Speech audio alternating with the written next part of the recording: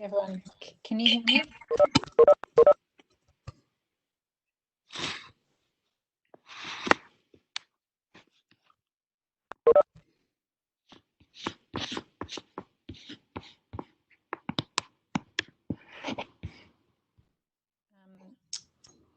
I don't seem to be logged in as the host. I hope that's going to be okay with sharing the.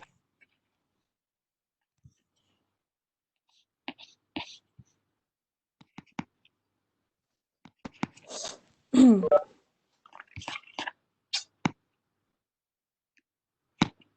going to get started now.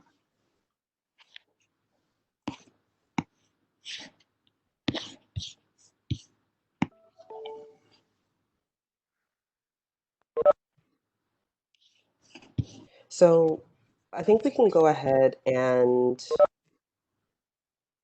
get started in just a moment. Yep.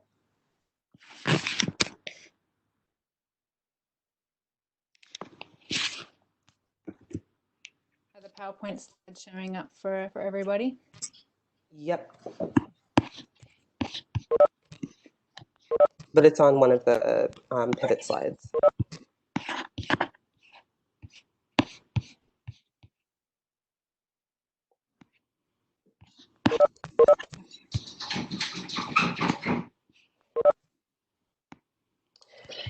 Okay.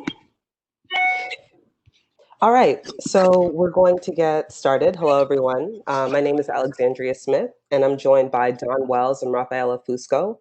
We work with GradFund, and we'll be leading today's webinar on how to research grant and fellowship opportunities in the GradFund and Pivot databases. The landscape of external, merit-based fellowships and grants provide graduate students with a myriad of funding opportunities to support their graduate studies and research. In this webinar, over the next 30 minutes, GradFund Fellowship Advisors will provide tips and guidance on how to most effectively use the GradFund and Pivot databases to research grant and fellowship opportunities. There will be time at the end of the presentation to address any questions related to the presentation. So this webinar is being recorded and the recording will be shared at a later date. Videos and microphones have hopefully been set to automatically off. If your microphone is not set to mute, can you please mute yourself now? Feel free to write any questions you have in the chat function, which should be accessible through the speech bubble icon located at the bottom of your screen. Your questions are set to automatically address everyone in the webinar. This is helpful because participants will most likely have similar questions. We will first examine the GradFund database for about 5 minutes, and then the Pivot database for about 10 minutes. After the presentation, there will be time for questions and answers where we can address questions in the chat as well as additional questions that might arise. If you have questions that are not specifically related to these databases or this webinar, please email fellowship_advisor@gradfund.rutgers.edu. We're now turning our videos off in order to accommodate better bandwidth. And if everyone else could turn their video off as well, that would be great. Thank you.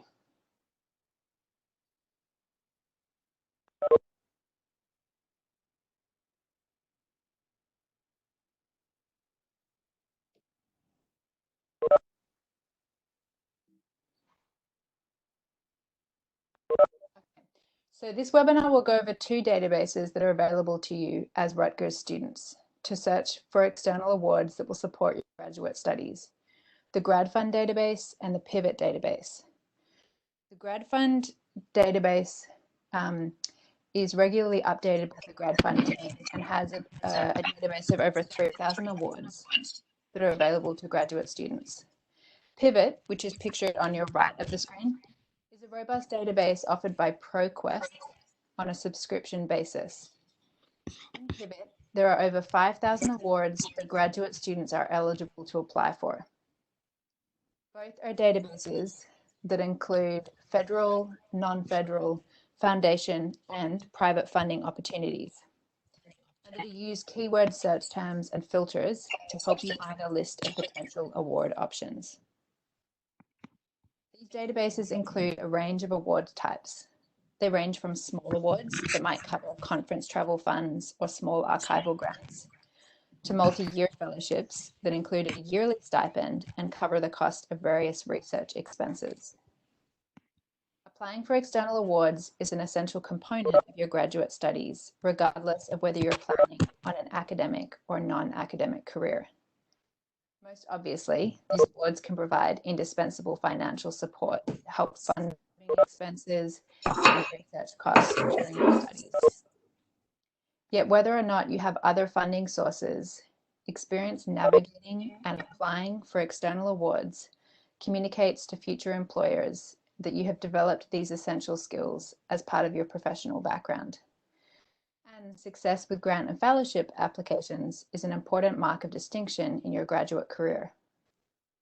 The earlier you acquaint yourself with how to find and apply for external funding in your graduate career, the easier it will be, and learning this process earlier rather than later increases your chances of success. I'm now going to pass off to Lexi, but just as a reminder, if you're not set to mute, please mute yourself now. Thanks. Thanks, Dawn. The databases that will be covered today in this webinar are two primary tools available to you to identify external awards that you are eligible and competitive for. At GradFund, we can provide strategies for searching for awards and discuss funding opportunities with you, but taking control of finding external awards throughout your graduate studies career and beyond by understanding how to navigate these databases yourself is an invaluable tool. Whether you decide to focus your search efforts on the GradFund database, the Pivot database, or both, our goal is to help you maximize the resources that are available to you. So first, we will examine the GradFund database. You can access the GradFund database directly from the GradFund website, which is gradfund.rutgers.edu. For an advanced search, click on Search for Fellowships and Grants from the Fellowships and Grants tab towards the top of the page. You can then choose options from the various drop-down menus.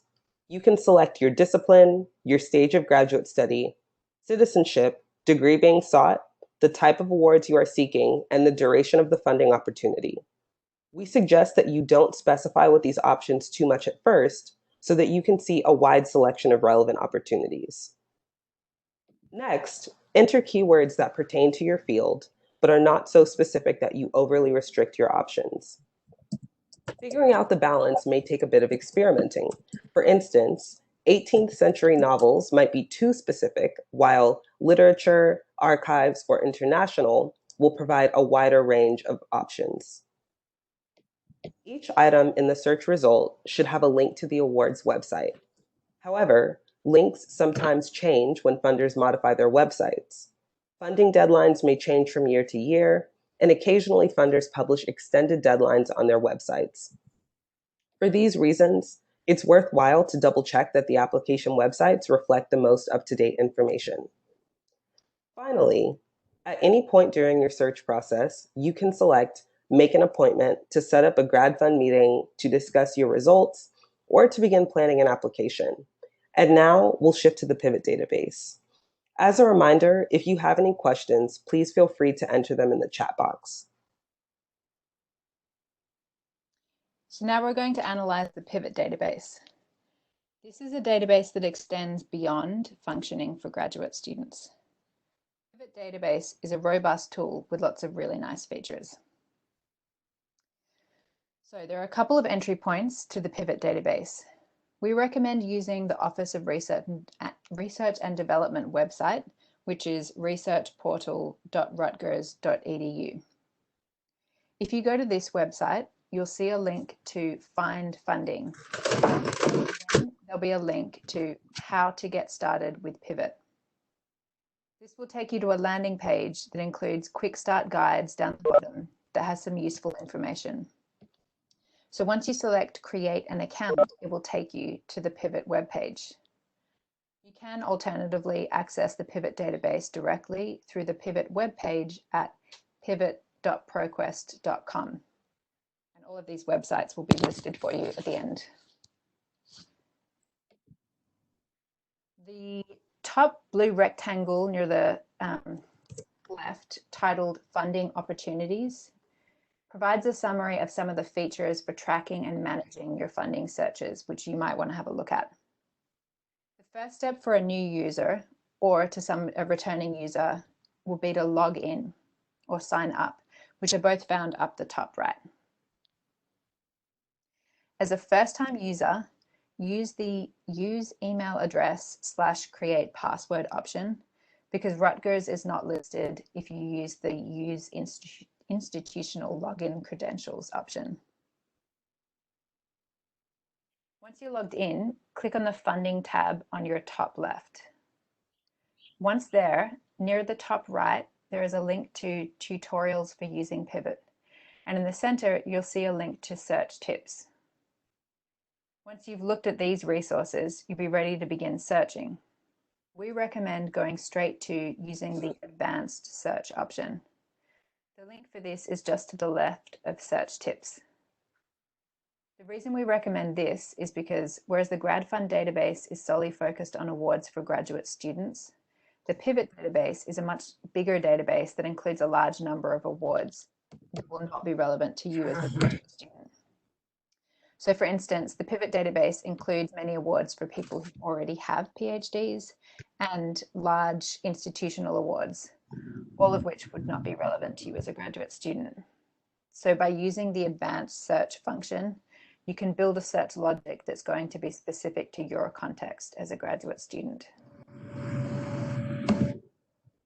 Once you've selected advanced search, you're initially asked to select whether you want your search terms or filters to match all of the fields or any of the fields. The first will obviously create a smaller list of award options than the second. We recommend starting out with choosing any of the fields option and seeing what comes up, since there are likely to be awards of interest that correspond with some, but perhaps not all of your filters or search terms that you've entered. And you don't want to miss out on seeing these awards as you begin your search. There are multiple functions within Pivot to help you narrow down the awards that are presented to you if you feel that the list is producing too large an unwieldy list. The search boxes up the top will allow you to enter search terms that are relevant to your research. But before you begin doing this, we recommend scrolling down to look at the next section, which are essentially search demographics.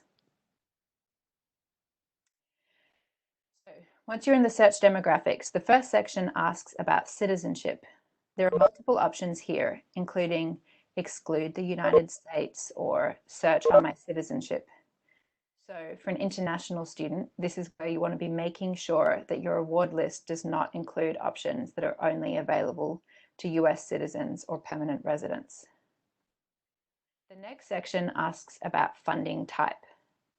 There are two options that speak to the context of a graduate student: dissertation or thesis, and individual fellowships. Selecting these options will make sure your search results are not showing you awards designed for people with a PhD or large institutional grants instead of individual ones. The last section asks about applicant type. This is where, for instance, you can flag if you're from an underrepresented group, which Pivot calls minority, if you're a student with a disability, or if you're a woman. So if these categories apply to you, you want to go ahead and select these. This is a good example of why setting the initial search to say return results that have any of these criteria is useful, because if you select all of these fields, then it will only include results that correspond with all of the applicant type criteria. And if you selected woman and minority, it will only show you options that fit both of these criteria. So you'd be missing out on all of the minority awards that are not solely focused on women, and all the women-focused awards that don't classify as a minority-focused award. So now you can start entering keywords. Again, you have the option to tell Pivot to include awards that match any of the keywords or awards that match all of the keywords. To the right, you'll see a link for Browse. This creates a pop-out file structure of different types of keywords. This is very useful because although you may have a list of keywords that you use when speaking with your discipline, the important thing here is to understand how Pivot organizes keywords. And so this folder structure helps you do this. Our general advice is to not get too specific. Better to stay broad and see what you get. Your search results will show you what keywords are associated with the awards they've turned up. So this will help you understand the logic that Pivot uses to organize its awards, and it will help you narrow down your results, if necessary, while still capturing as many words that are relevant to you as possible. Lexi is now going to continue to explain how to manage your search results in the Pivot database. And just as a reminder, if you have any questions, please feel free to include them in the chat box. Thanks, Dawn. And just as a general reminder, if you have your video or audio on, please make sure to turn them off. Thank you. So Pivot will also allow you to exclude certain search criteria. This might be particularly relevant if your search turns up too many awards and you want to narrow it down, or it's not turning up the kinds of awards you're looking for. You could, for instance, look at how the search results are coded, and that may give you an idea of certain things you want to exclude from the search. Once you select Search, you will then receive your results. Up at the top, it will show you what the search categories are that you used. At this point, you have the option of refining your search, which you'll see at the top as well. The other option next to this link is to save the search. This is a primary feature of Pivot, which means that you won't have to keep building the same search criteria each time you come back. The awards results and the search criteria you used will be available to you the next time you log in. To your left, you will see that there is a list of categories based on the types of funding, for example, government funding or professional associations, and so on. If you select these, it will show you a selection of the awards from your list based on the categories you selected. When you click on Save Results, you can choose a name. The click box underneath asks you, would you like to receive a weekly email containing updated opportunities from this query? We encourage students to take advantage of this feature. You can take the award search results and set them up as a calendar, which we would also recommend students take advantage of. When you're in this view, you will see that there is a tick box next to each award. So if you want to insert only a selection of the awards from your search results, you can select these awards specifically. If you are having trouble with this function, IT support within your program or the Office of Research and Economic Development should be able to help with this. You have different options for how this content is entered into your calendar. You could, for instance, set it up to show you a month before each award deadline. Once you've selected these options, you would select Update Calendar. Selecting the Subscribe option means that you're subscribing to a live updated version, meaning it will input the 2020 deadline and the 2021 deadline and so on. This can be relevant to students if, for example, you're early on in your graduate studies and there are awards that you plan to apply for in a year or two, but you don't want to lose track of these deadlines. The other option is to download the data, which will create a calendar file that you can then upload to the calendar of your choice. This may be a preferred option for some students, although it's important to remember that this is static information. So any new updates will, of course, not be pushed to your calendar if Pivot updates information such as an award deadline. And then finally, managing your preferences. Under your account name at the top right, there is a drop-down menu, and one of the options is Manage Your Preferences. You can edit your preferences for notifications here. And now we'll move back to Dawn with questions. So now we can answer any of the questions that were posted in the chat box. Rafaela, can you let us know what questions have been posted there? So it looks like there haven't been any questions posted in the chat box at this time. Okay. So feel free to add questions now as we're still talking, if you have any. But we thought it might be useful, and since we still have time in the webinar, We could address some of the frequently asked questions about navigating these two databases and the support that GradFund can provide in getting the most out of them. So should we go through some of those frequently asked questions? Yeah, so one of the questions that we have is what resources does GradFund provide in helping students search for external awards and using these databases? So I can answer this one. So GradFund provides planning meetings in which we can help you navigate the external funding landscape. We can also help build your confidence using these databases, managing your award search results, and planning your award applications. So that meeting is called a planning meeting, which you can make anytime on the GradFund webpage. The second question we have is what other resources does GradFund provide once students have found external awards that they want to apply to? So I can take that question. Thanks, Rafaela. No problem. GradFund provides two other kinds of meetings, a help with a funder meeting and an application review meeting. During a help with a funder meeting, we will examine the priorities of the funder of the award you are interested in applying to and help you create a strategy for beginning to draft application materials. And then in an application review meeting, we will review whatever draft materials you have for an award. And if you'd like to learn more about either of these meetings, visit our website at gradfund.rutgers.edu.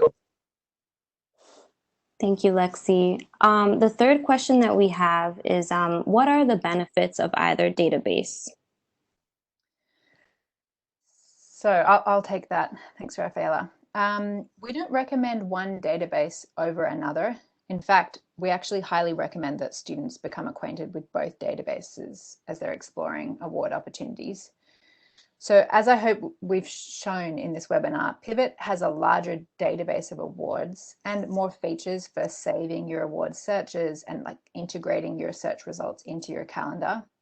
But it may also require some more time on your part to filter out awards that are not relevant to you.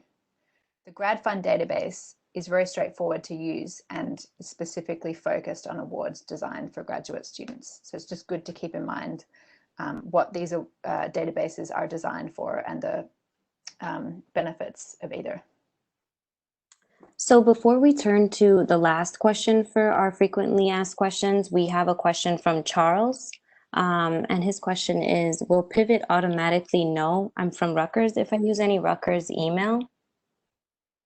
I can take that question. And yes, Pivot will know that you're from Rutgers. So there's another step after you initially sign up for Pivot, where Pivot will ask you to verify who you are. So if you have a common name, so for example, when I signed up for Pivot, there were 3 other Alexandria Smiths listed in the database. And so I identified the Alexandria Smith who's in women's gender and sexuality studies at Rutgers. I clicked that, and then Pivot has, both my school, my department, and my level of study. So yes, Pivot will know, where you're located, your university affiliation. That's a good question. Thanks, Charles. So if there aren't any other questions at this time, oh, look, it looks like we have another question. So it says here in the chat, when do you recommend a new student to start this funding searching process? I can take that one. I guess when you say new student, you might be talking about being a first year graduate student. I'm not sure, but GradFund's basic advice. Oh, great. Okay, so GradFund's, that was very quick. GradFund's basic advice is the earlier the better. So you don't need to feel like you need to know everything before you can come to GradFund to get help. So if you're in your first year of graduate studies, that's a great time to start learning about these databases, becoming familiar with them, and then also starting to have GradFund meetings where we can help you, understand your award search results and plan to apply for awards throughout your graduate studies. That's a great question. Great, Don. So questions are coming in now. So we have another question. Is it necessary to mention the college while registering and searching for the account? Yeah, Shreya, could you elaborate on that a little more? Do you mean, are you talking about Rutgers University in general? Are you talking about like a specific college within the university?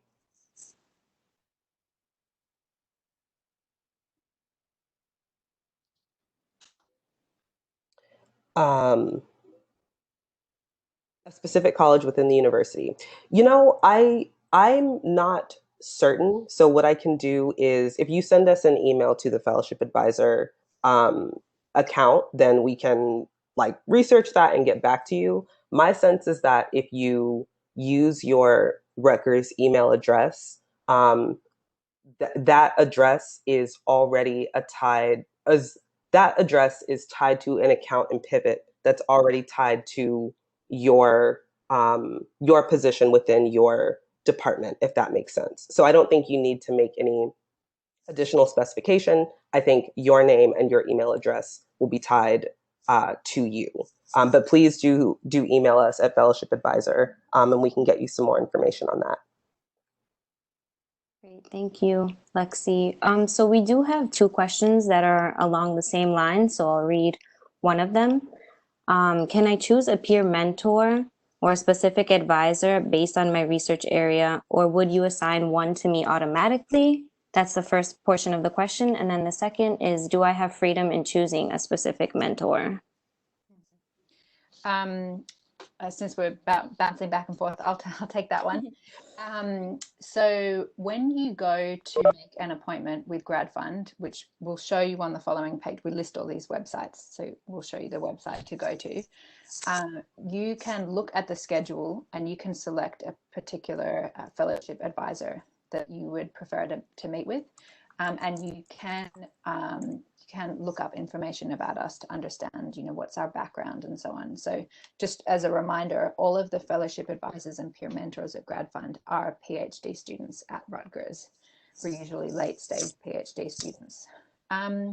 So you can choose an advisor. That's the short answer. The longer answer is that occasionally there is a chance that you may be moved to another advisor. And that usually just has to do with kind of managing the intake, the schedule at GradFund. So the short answer is yes, you can pick a fellowship advisor. And the longer answer is on occasion, there might be a situation in which you are moved to another advisor. Is that, Rafaela, a good answer? Yeah, Don. Manages a lot of that stuff. So at this time, if there aren't any other questions, I'm sorry. I see that Andrew asked a question as well. I'm not sure if we addressed it. I think we did. That was along the same question as Giuseppe's question, I believe. Okay, well, I'll I guess share just a little bit more like within that. So while, as Don said, you do have the choice to pick whoever you'd like to work with for planning meetings in particular, all of the fellowship advisors are trained using the same method. So we're all trained to know what kinds of awards work for STEM students, what awards work for humanities and social sciences students. So one of the limitations within GradFund is that you're not allowed to meet with fellowship advisors who are in your program. Or fellowship advisors who you know well. But we do see folks meeting across departments. And so we tend to see more specialization when it comes to application review. So an example is that if someone in an English department is applying for something like the Mellon completion grant, they might want to work with a fellowship advisor from another humanities field who has either applied for that award themselves or who has had friends and peers who have applied for the award. And again, the goal with GradFund is to make sure that regardless of the home department of the fellowship advisor, we're all trained in similar ways to be able to support graduate students from across the university. But it is still helpful to, draw on the strengths of related departments at different times in the application process.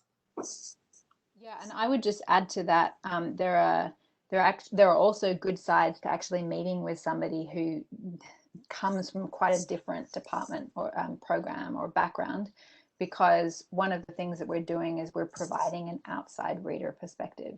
So when you're, this pertains more to the application review meetings, but when you're preparing external award applications, we're strongly encouraging that you're getting a lot of feedback from your the mentors in your department, so your advisor and so on. And what we can provide is an outsider reader perspective that helps students understand, as they're preparing this material, how to speak to a wider audience than just, their specific committee or their specific department. Thank you, Don and Lexi. It looks like Christine has chimed in the chat. So many awards, grants, and fellowships are awarded to full-time students. Are there awards for part-time students? I can jump in there at the beginning, at least. The short answer is yes, there are awards available to part-time students. But you will want to make sure, as you're looking at awards, that you check the eligibility criteria, because that can sometimes be an issue for certain awards. So I would definitely recommend making a planning meeting with GradFund, because we can help you kind of navigate the funder web pages and so on to understand how part-time status might affect your search. Great, thank you, Don.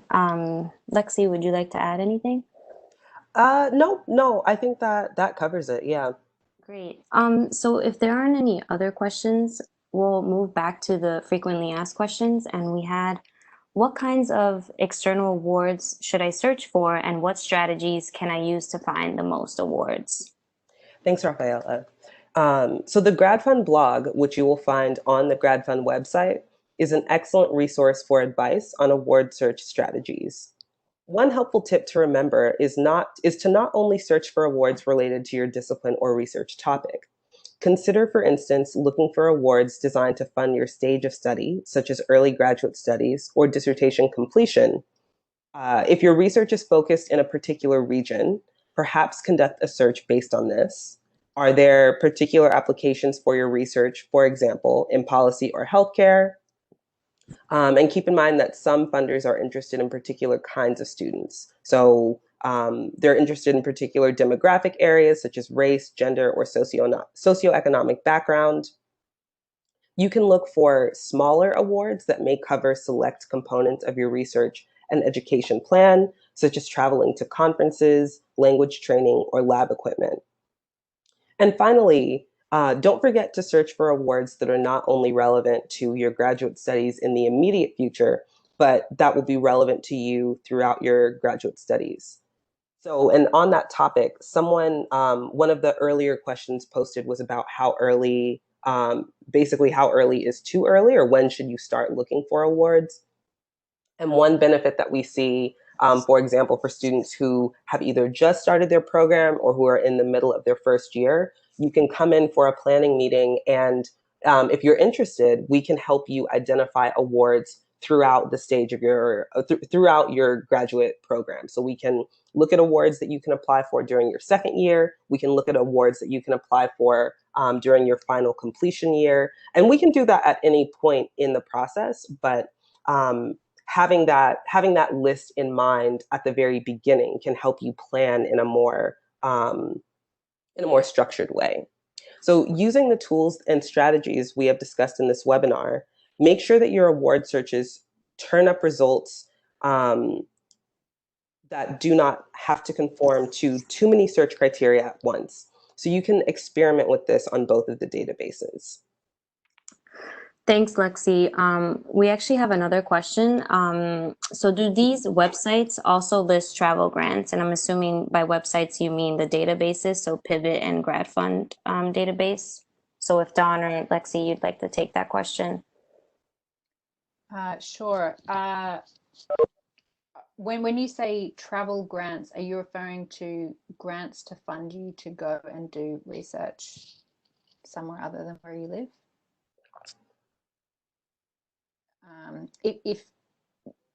If you have an answer to that, oh, Conferences. conferences. Okay, yes, definitely. I mean, the answer to both those questions is yes.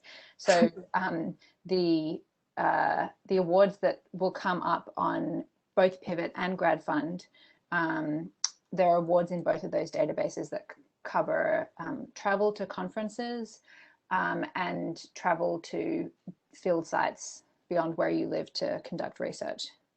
And so that was partly what we were talking about including being open to looking for smaller awards, not just these large awards that are designed to, let's say, fund a year of research, but also these smaller awards that might fund, a train trip or a plane trip to a conference.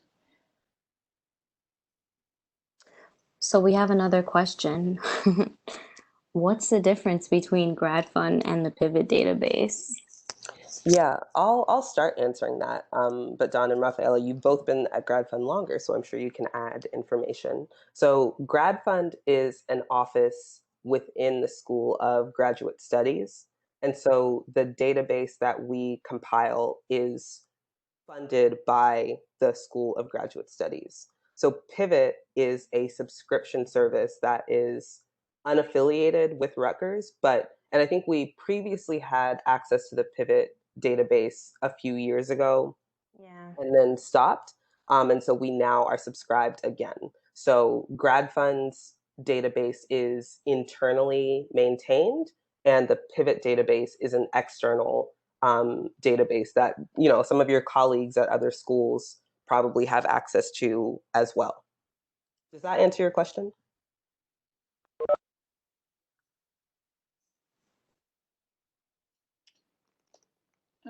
Yeah, and I mean, we talked about this a little bit earlier, but just to add to that, some of the major differences in terms of what you'll experience as a user is that the Pivot database is larger than the GradFund database,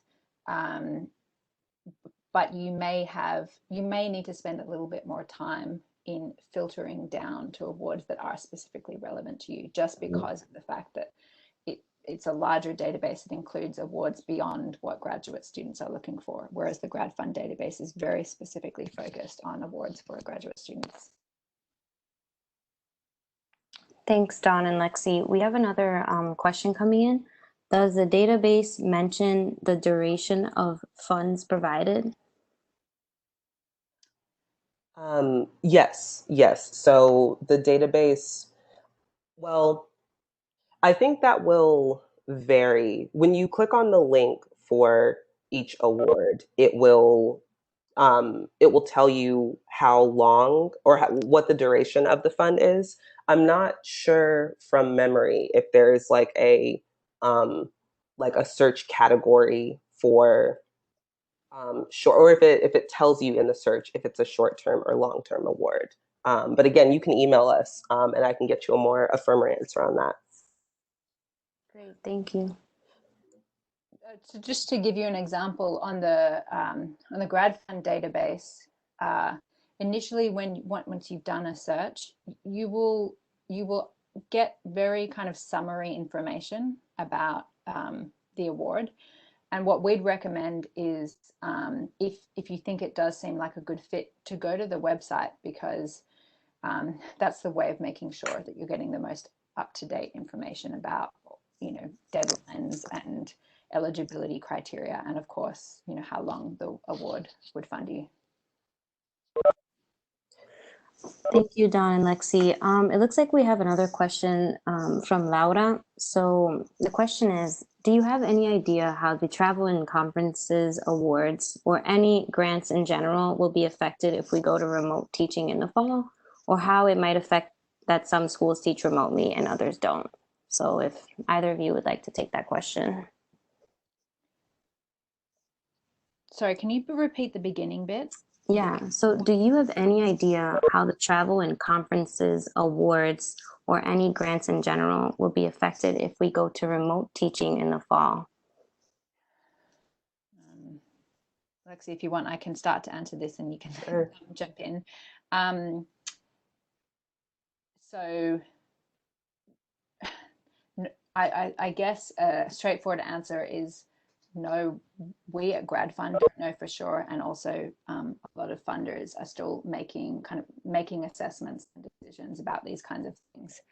I would say that that's another reason why it would be really helpful for you to have a planning meeting at GradFund, because we can not only discuss, some of the potential ways that coronavirus might be affecting the funding landscape, but we can also have a discussion about strategies for graduate students to most successfully respond to this context in the most advantageous way. So, how, if the funding landscape is being affected by coronavirus, how can we best situate you as a graduate student to be most successful with awards, if that makes sense?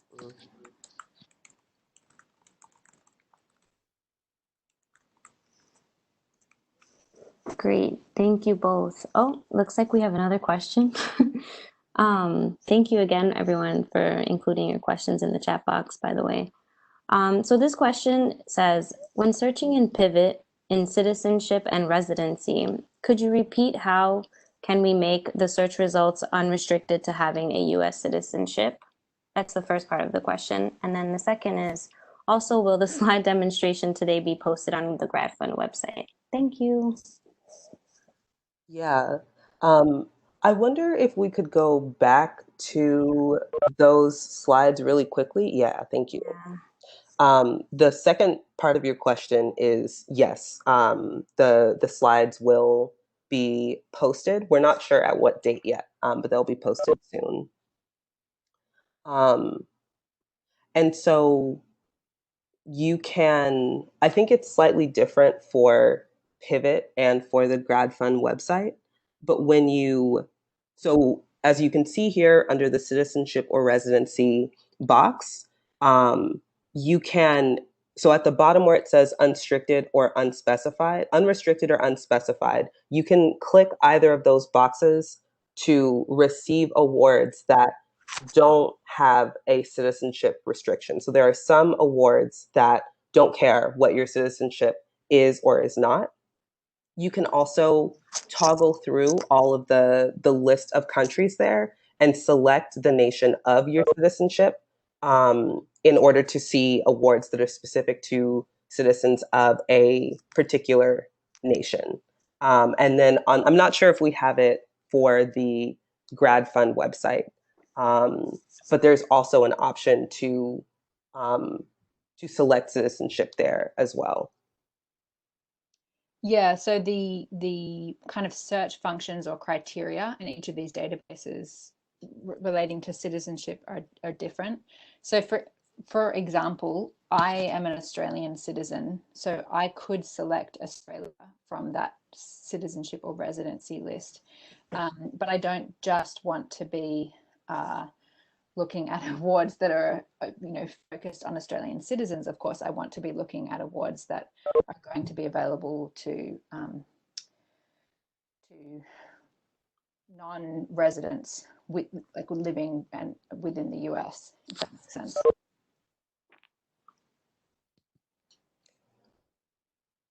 Great, thank you.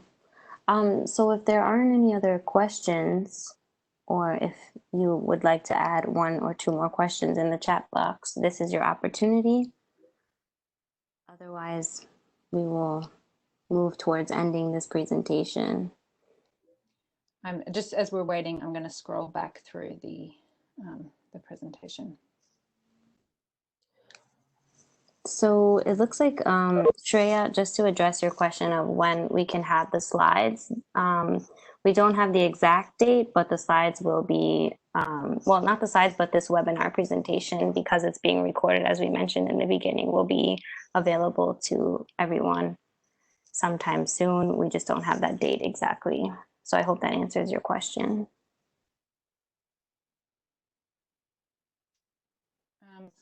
So if there aren't other questions, we just have one more slide that all of the websites that we've referenced in the presentation. So you'll see all the resources that we've referenced in the webinar here. So the first one, there's two, we've talked about two key ways to access the Pivot database. So the first one is accessing it through the Office of Research and Economic Development, and that's the researchportal.rutgers.edu website. And then alternatively, you can also access it through the pivot.proquest.com website. To access the GradFund database, you will go to gradfund.rutgers.edu, and then you would select Fellowships and Grants, which is a tab up the top, and then that will take you to the GradFund database. Another resource on our webpage that we referenced was the GradFund blog, which, as I mentioned, includes a huge amount of information designed to help students search for external awards and prepare competitive applications. So that can also be found on GradFund's website, which is gradfund.rutgers.edu. And then you select the advice tab up the top, or you can also just go to gradfund.rutgers.edu/blog. And then also to make an appointment at GradFund, you can go to rutgers.mywconline.com. You can also access that through, as we mentioned, through the GradFund website. And then the only other resource that we mentioned was the email for us at GradFund, which is fellowship_advisor@gradfund.rutgers.edu. So, Rafaela, are there any last questions? We have two more questions that we can take. So do we have a Instagram account or any social media account? Oh, yes. That's a nice question to have. You're reminding me, I should have put that on the resources page. Yes, we do have social media accounts, and you can, I mean, since I haven't put that on this slide, you can find that information on the GradFund webpage. Lexi, Rafaela, would that be the best place to find those links? Yeah, we actually don't have an Instagram account, but we do have a Twitter account, and it's at GradFund. So you can find it on the webpage, but it's also just at GradFund in case you're looking for us. And we're on Facebook at GradFund as well. Yeah. And so then for the last question, could you send us an email of the slides when you're ready and the link of the recorded webinar? So if either of you would like to take that question.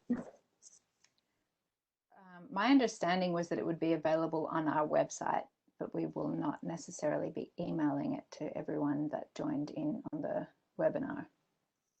Am I correct? Yeah, I mean, at some point, everyone here or at Rutgers that's a graduate student should receive some type of notification indicating that the webinar recording is available to be viewed. So I would not worry at this time, and it will become available at a later date. We just don't have the exact date. So I hope that answers the question. And it looks like those are the last few questions. So thank you, everyone, for taking this time. Yeah. Enjoy your weekends. We hope this has been a useful introduction to these databases. And yes, feel free to make appointments with us for a planning meeting with GradFund. Okay, thank you very much for joining. Goodbye, everyone. Bye-bye. Bye, everyone.